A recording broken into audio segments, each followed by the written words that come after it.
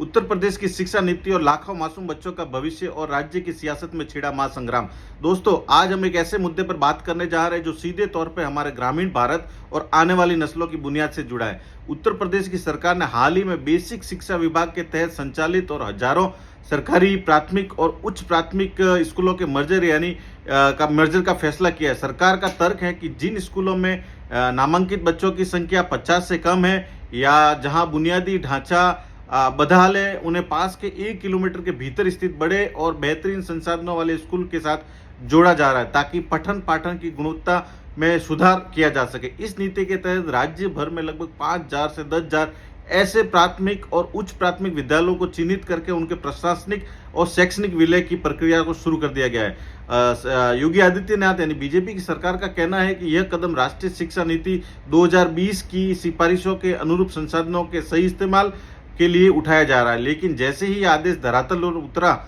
राज्य भर के शिक्षकों, अभिभावकों, छात्रों, विपक्षी दलों और इसे सरकारी स्कूलों को बंद करने की योजना की साजिश का करार देकर सड़कों पर अदालतों तक मोर्चा खोल दिया है। इस पूरे विवाद को गहराई से समझने के लिए हमें सबसे पहले इसके पीछे प्रशासनिक और तकनीकी कारणों को देखना पड़ेगा कि क्या मजबूरी रही सरकार की कि उनको ये स्टेप लेना पड़ा। सरकार का मुख्य तर्क है कि प्रदेश के कई ग्रामीण इलाकों में ऐसे प्राथमिक विद्यालय चल रहे हैं जहां नामांकित बच्चों की संख्या 10, 15, 20 या उससे भी कम है। कई जगहों पर स्थिति ऐसी है कि 5 कक्षाओं के लिए केवल 1 या 2 ही शिक्षक अवेलेबल है, जिससे एक ही शिक्षक पर बहुस्तरीय यानी कि मल्टी क्लास का टीचिंग का भार पड़ता है। सरकार का दावा है कि जब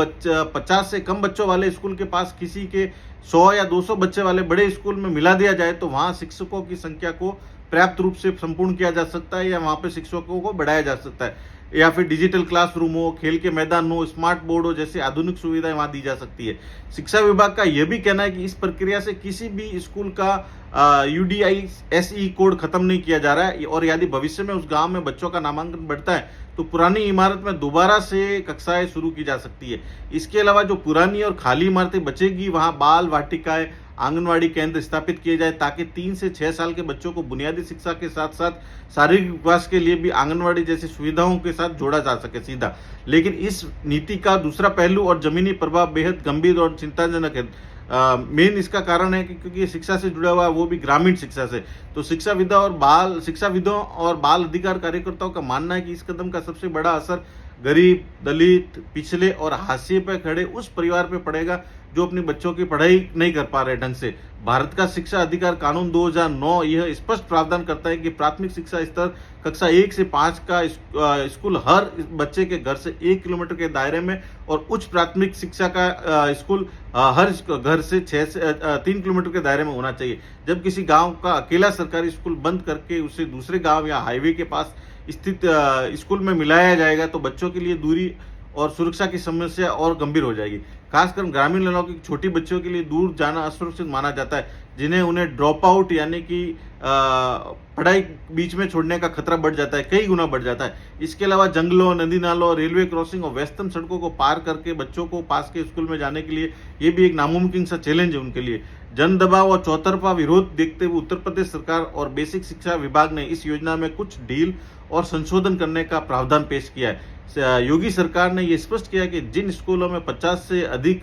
छात्र हैं उनका विलय नहीं होगा और यदि 2 स्कूलों के बीच की दूरी 1 किलोमीटर या उससे अधिक के बीच में यदि कोई रेलवे लाइन, नदी, राष्ट्रीय राजमार्ग में पड़ता है तो उन्हें भी किसी भी हाल में मर्ज नहीं किया जाएगा, उन्हें उससे एक्ट से दूर रखा जाएगा। अगर हम इस पूरे संकट की जड़ में जाकर उत्तर प्रदेश में शिक्षकों की कमी और पूर्व की सरकारों के ट्रैक रिकॉर्ड का विश्लेषण करें तो एक बिल्कुल अलग तस्वीर सामने आती है। दोस्तों, उत्तर प्रदेश में बेसिक शिक्षा परिषद के तहत 1.40 लाख प्राथमिक और उच्च प्राथमिक विद्यालय संचालित हो रहे हैं आज की तारीख में। विभिन्न आधिकारिक रिपोर्ट्स और विधानसभा के आंकड़ों के मुताबिक राज्य में बेसिक शिक्षा विभाग में सहायक अध्यापकों 80,000 से 1,20,000 से अधिक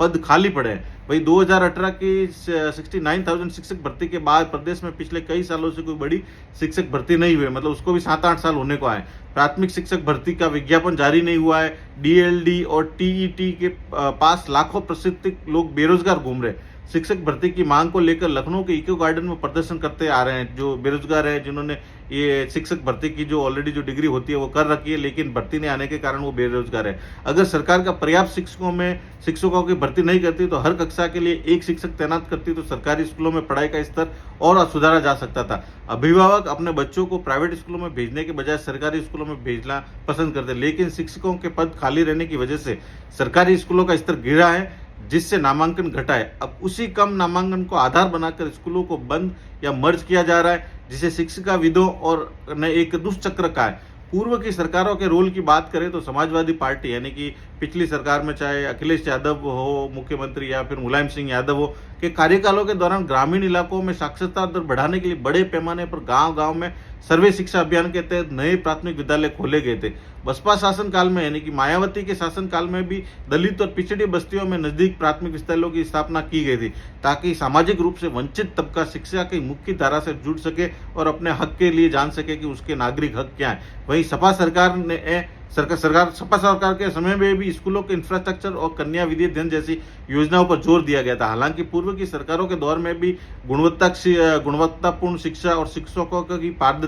पारदर्शी नियुक्तियों को लेकर हमेशा विवाद रहा है। वही मौजूदा भारतीय जनता पार्टी बीजेपी सरकार का कायाकल्प योजना का हवाला देते हैं, जिसके तहत हजारों स्कूलों के भौतिक बुनियादी ढांचे, टाइल, शौचालय और पेयजल व्यवस्था में अभूतपूर्व सुधार हुआ है। लेकिन विपक्ष का आरोप है कि सरकार केवल इमारतों के सौंदर्यीकरण पर ही ध्यान दे रहा है, जबकि असली शिक्षा शिक्षकों की नियुक्ति और गुणवत्ता से आती है। अब इस मुद्दे पर राजनीतिक और घमासान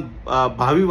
वादों की बात करते हैं। मुख्य विपक्षी दल समाजवादी पार्टी के प्रमुख नेता यानी कि अखिलेश यादव और कांग्रेस पार्टी ने सरकार के इस कदम को सीधे तौर पर गरीब विरोधी बताया है और संविधान विरोधी करार दे दिया। विपक्ष का आरोप है कि सरकार यानी विपक्ष में मुख्य बैठते हैं राहुल गांधी और अखिलेश यादव। उनका सरकार पर आरोप है कि धीरे धीरे सार्वजनिक शिक्षा की व्यवस्था अपने हाथ से खींच रही है और कॉर्पोरेट तथा निजी शिक्षण संस्थानों को बढ़ावा दे रही है। विपक्षी दलों का यह भी कहना है कि राष्ट्रीय शिक्षा नीति 2020 के आवरण में सरकारी तंत्र का निजीकरण किया जा रहा है। विपक्षी नेताओं ने चुनावी वादा किया था कि यदि उनकी सरकार आती है तो बंद या मर्ज किए गए सभी सरकारी स्कूलों को पुनर्जीवित किया जाएगा और खाली पदे पड़ो जो भी शिक्षकों के खाली पद पड़े, लाखों से ज्यादा जो शिक्षकों के पद तत्काल रूप से विज्ञापन निकालकर एक पारदर्शी प्रतियोगिता परीक्षा का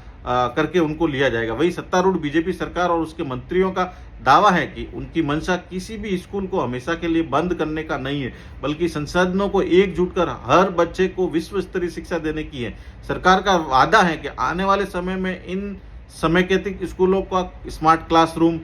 कंप्यूटर लैब और वाईफाई जैसी बड़ी सुविधाओं से लैस किया जाएगा।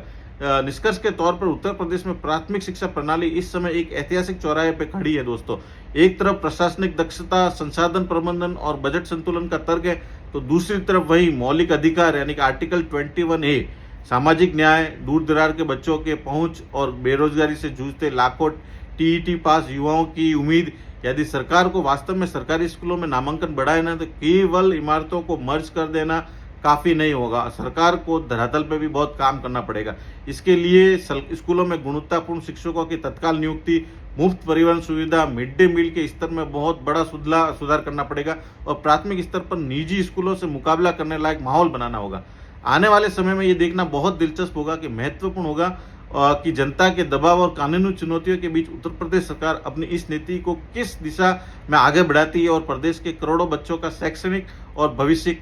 क्या आकार लेता है। तो अगर आप भी ऐसे वीडियो आगे भविष्य में देखना चाहते हैं तो आपके अपने YouTube चैनल को सब्सक्राइब करिए, लाइक करिए। और हम यही चाहेंगे कि जो भी ग्रामीण इलाकों में जो स्कूल चल रही है, चाहे प्राथमिक हो चाहे उच्च प्राथमिक हो, सरकार उनको मर्ज न करके और दूसरा तरीका निकाले कुछ ऐसा कि भाई जहाँ पे जो इतने पद खाली पड़े शिक्षकों के, उन पद को भरा जाए और सरकारी स्कूलों की व्यवस्था भी ऐसी की जाए कि लोग देखें कि भाई नहीं, सरकारी और प्राइवेट में ज़्यादा अंतर नहीं है, तो लोग या माता पिता, अपने अभिभावक अपने बच्चों को सरकारी स्कूलों में भेजने से नहीं हिचकिचाएंगे। और बहुत सारे परिवार आज भी ऐसे हैं जो प्राइवेट स्कूलों की फीस का वहन नहीं कर पाते, क्योंकि प्राइवेट स्कूलों का खर्चा इतना महंगा हो गया है, कहने का मतलब फीस इतनी हो जाती है कि एक मध्यम वर्ग के परिवार को तो स्कूल भेजने के लिए भी सोचना पड़ता है। तो सोचो जो गरीबी रेखा के नीचे या जो गरीब परिवार के तबके के लोग हैं, जो पिछड़े लोग हैं, वो अपने बच्चों की शिक्षा या उनका भविष्य कैसे संवारेंगे। तो इसके लिए आप